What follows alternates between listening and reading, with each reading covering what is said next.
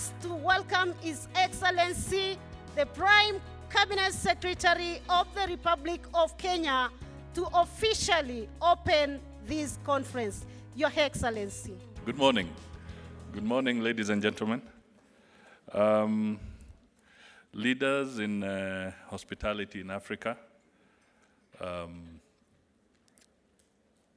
all the guests here and potential investors in this sector, our colleague from Zimbabwe, Karibu Sana, and all of you who have traveled far and wide to be with us this morning. It's also good to see my long-term friend, Najib Balala. This is actually supposed to be where you would always speak from.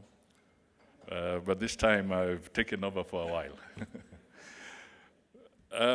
Let me just say this. First of all, let me welcome you all to Kenya for this very, very important gathering. The whole area, the whole space of tourism and hospitality is growing bigger, and we'd like it to become even bigger. We all suffered the consequences of COVID, so I will not want to go into too much detail there. It's something we would like to forget if possible. But I think what is important is how we are pulling together to be able to recover from that crisis. And I'm sure there are different stories that can be told from your perspective and from different countries in the continent. But let me just emphasize a couple of things, because I've seen from your program, you'll be having a more detailed conversation on various topics that include enhanced financing within the sector, that will also include perhaps better collaboration between yourselves and the government that is supposed to provide the environment that would be useful to enable you to grow. And of course, other aspects that can facilitate faster growth and faster expansion in this area.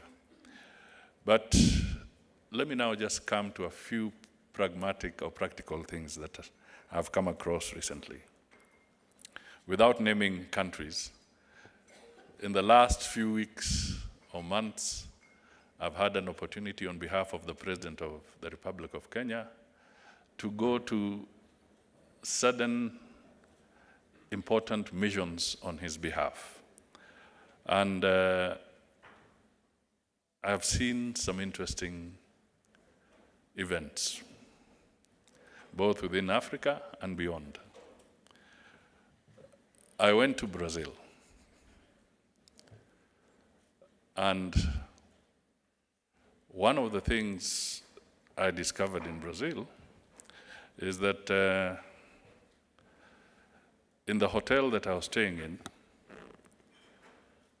I could not pay. I could not even get foreign currency. I could not exchange dollars with their currency at the hotel.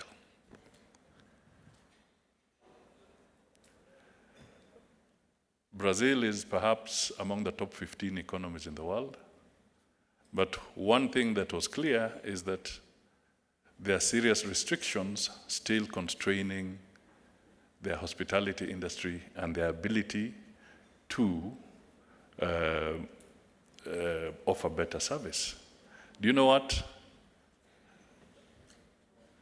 You can go to any premium hotel in Nairobi today and you can get your dollars or the currency you want converted for you in that hotel.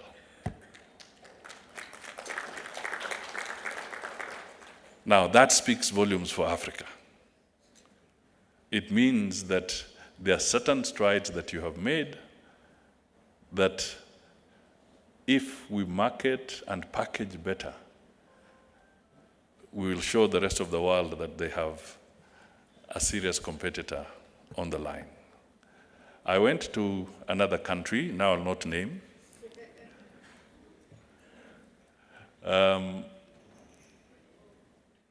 They don't have sufficient accommodation. So you go for this conference, what do? You go, a delegation, they look for somebody with a house somewhere, and the government leases that house for the duration of the conference. No space. Opportunities are beckoning. I went to another country recently, and just imagine the security nightmare. You put, I'm not a head of state, but I was observing. But imagine you put all heads of state under one roof.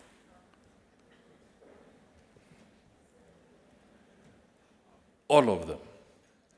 From the north to the south, from east to the west, all the heads of state under one roof. Ladies and gentlemen, look at the security nightmare, look at the scare that it provides. Now, the ball is in your court. As people who would be changing the face of hospitality for us, now and in the future, the security that it takes, you have to fathom these kind of things.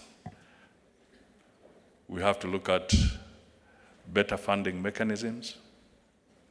We have to look at how, even through you can prompt governments to quickly adjust on their foreign exchange regulations.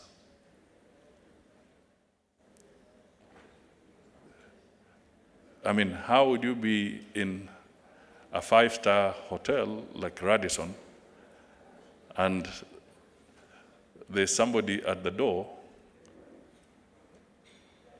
with a bag ready to do the black market changes for you? What does that mean for hospitality on our continent? So I'm bringing out these things just to say that there are a lot of issues that, through your influence, you should not look at yourselves as only influencing tourist or tourism or hospitality policies. Look at yourself holistically. You must be able to influence other things. You must be able to influence policies around security. You must be able to influence policies around the financing of the country and how they bring out their rules. In terms of looking at what taxation measures that a government is bringing in at the end of the day, you have to critically examine this. So look at the hospitality industry not in a silo approach, but look at it in a holistic approach. And I hope that in the conversation from the varied topics that you'll have, you'll be able to bring forward some very critical suggestions that would help all of us improve and generate the kind of investment we want in that sector. We want to see more employment. We want to see more capacity building.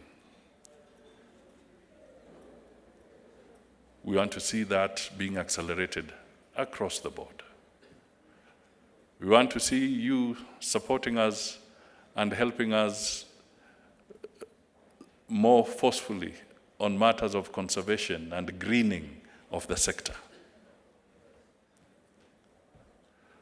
What do we do? How can we partner to achieve that? And when I look in this room, there's no shortage of ideas. let us bring those ideas forward. Let us use them to really upgrade ourselves in this area. In Kenya, our numbers are slightly on the rise again.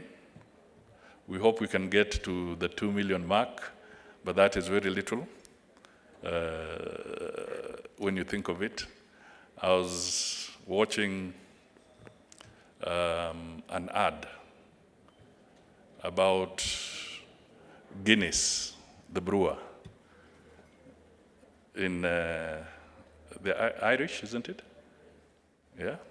Now, the old factory, the whole factory complex of Guinness, in a year is receiving 800 to 1 million visitors. That is a brewery where they started and their journey to global dominance in terms of brewing. They receive between 800,000 to 1 million. Now, Kenya, in a year, Kenya is talking about 2 million tourists in a year. And one brewery is receiving 50% of our anticipated numbers. So when you see that, then it means that surely how can one single brewery give us a run for our money? You know? But all this boil down to what kind of facilities does a nation offer? What does Kenya offer? How competitive is it? What is the pricing mode that we are putting on the table? How easy is it for an investor here to put in their money and be able to repatriate their profits when they want to do so? By the way, that is one of the biggest problems in Africa when you come to the hospitality space and the investment space. But I can tell you that at least for Kenya, I know you can repatriate your profits without difficulty. But speaking honestly, a lot of the African countries make it difficult for investors to repatriate their profits when they earn them. So if we are going to talk about African hospitality and the investment, we must critically engage with the policymakers in our respective countries so that we can change that and be able to attract the kind of foreign injection that we need to grow our numbers and to grow our space in our country, the number of beds that we need and so forth. So, ladies and gentlemen, I hope I'm not preempting any of the issues you want to discuss, but I thought if I just give a brief insight into some of these concerns and to bring it out that they are a reality, it's not fiction. They are issues that we need to tackle. And if we do it holistically, I repeat, not in a silo format, we have to do it holistically. You have to look at yourselves as influencing policy beyond your comfort zone. Then we will start making the difference that will be badly needed. We want to create those jobs. Job creation is a nightmare. Technology,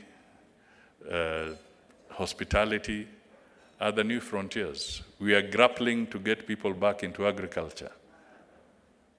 We are grappling to get them into other sectors. The demography on our continent is different.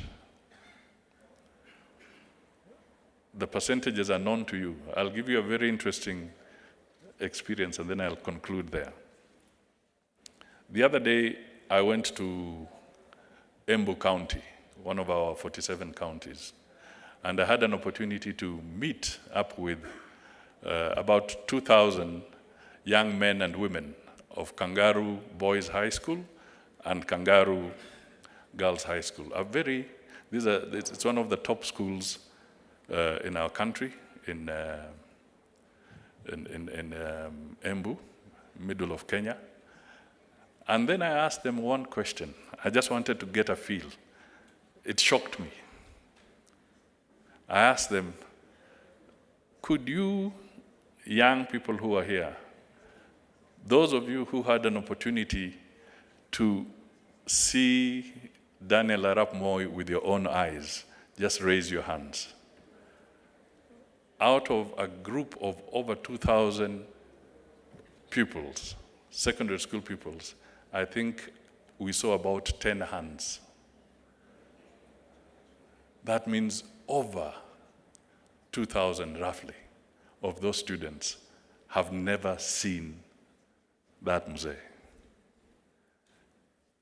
I asked them, tell me how many of you ever encountered the late Mwai Kibaki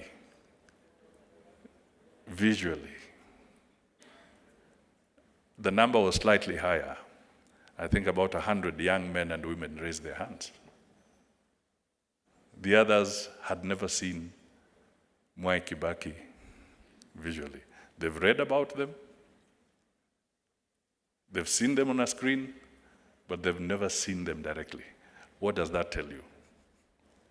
It tells you that you are dealing with a completely different demographic structure. So in tailoring your packages, in looking at the future of the African hospitality and the whole framework, then how are we packaging this? How are you configuring this? How are you bringing them into the mainstream? The capacity building, the jobs, the technology, and so forth. How are you fitting these people in? Because clearly,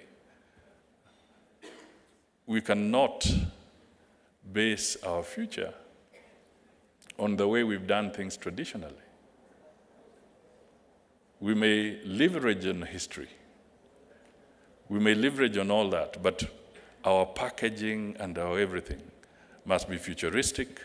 It must now be able to attract and captivate the minds of the people that are forming the core of our population in the continent. So I think with those few remarks, I can only say I wish you very, very robust deliberations as you engage and find solutions for us in this sector.